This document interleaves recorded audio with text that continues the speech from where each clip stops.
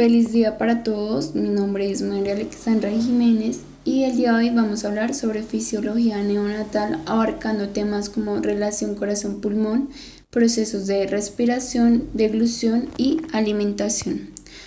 Para empezar les voy a explicar sobre el sistema circulatorio fetal y neonatal a través de este diagrama. Aquí debemos de resaltar tres importantes cortocircuitos, los cuales son el ductus venoso, que es una comunicación entre la vena umbilical con la vena cava inferior. Esta nos permite que la sangre se transporte directamente de la placenta al corazón del feto, sobrepasando el hígado. Después encontramos el foramen oval, que es una comunicación entre la aurícula derecha con la aurícula izquierda. Y como último encontramos el ductus arterioso, que es una comunicación entre la arteria pulmonar y la aorta. Esta cumple la función de suministrar sangre oxigenada al cuerpo. Ya entonces la circulación fetal comienza en la placenta, donde se oxigena la sangre. De allí pasa a la vena umbilical por medio del ductus venoso a la vena cava inferior, obviando pues la circulación hepática. Luego de la vena cava inferior, la sangre pasa a la aurícula derecha a través del foramen oval, pasa a la aurícula izquierda, que a su vez va directamente al ventrículo izquierdo y posteriormente a la aorta. Allí en la aorta, pues la sangre más oxigenada se dirige al cerebro, después a las extremidades superiores y luego regresa a la aurícula derecha a través de la vena cava superior, donde se genera una mínima mezcla de sangre oxigenada con desoxigenada e ingresa directamente al ventrículo derecho. En el ventrículo derecho pasa a la arteria pulmonar. Allí la resistencia vascular pulmonar se encuentra aumentada, generando que parte de esta sangre sea redirigida a través del ductus arterioso, que es la comunicación entre la aorta y la arteria pulmonar, y entonces en la aorta descendente la sangre se va hacia las arterias umbilicales y hacia la placenta. Ya ahí en la placenta el dióxido de carbono y los desechos son liberados por medio del sistema circulatorio propio de la mamá. En el momento que el feto nace, se debe camplar el cordón umbilical y el bebé debe comenzar a respirar por sus propios medios. Este tránsito de la vía intrauterina a la vía este tránsito de la vía intrauterina a la vía extrauterina genera que haya un cierre de cortocircuitos, una disminución de la resistencia vascular pulmonar y un aumento de la resistencia vascular sistémica. Ya en la circulación neonatal, la sangre es oxigenada por los pulmones y la sangre venosa comienza en las venas cavas hacia la aurícula derecha, después hacia el ventrículo derecho y posteriormente pasa por la arteria pulmonar. Y la sangre oxigenada vuelve de los pulmones a la aurícula y ventrículo izquierdo, después hacia la aorta, en donde se genera la circulación sistémica.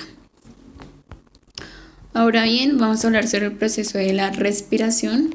Los pasos que permiten que el oxígeno llegue a la célula y el dióxido de carbono sea eliminado son la ventilación, la difusión, el intercambio gaseoso, el transporte de oxígeno el intercambio gaseoso celular. En la ventilación es donde se da el intercambio de aire entre la atmósfera y el pulmón. Después continuamos con la difusión e intercambio de oxígeno y dióxido de carbono en la membrana alveolo-capilar. Ahí la transferencia de oxígeno hacia la sangre se realiza por medio de difusión simple. Después hay un transporte de oxígeno donde la sangre rica en oxígeno regresa al corazón para ser bombeada a la aorta, a las arterias más pequeñas y finalmente a los capilares, a las propias células del organismo. para que el intercambio de oxígeno y dióxido de carbono se ve a nivel celular. En el proceso de deglución, primero vamos a hablar sobre la fisiología de la succión nutricia, en donde el autor Rendón afirma que este proceso está dividido en tres: la expresión succión, la deglución y la respiración. Bajo condiciones normales, durante la succión, el paciente debe generar una presión de extracción de un fluido, que en este caso sería leche materna, hacia su cavidad oral. Ya después, cuando el lactante haya succionado y formado el bolo alimenticio, este debe ser dirigido hacia la vía digestiva, que vendría siendo pues la fase de deglución, sin pasar por las vías respiratorias. Es decir, la expresión succión y la deglución debe estar coordinada con la respiración.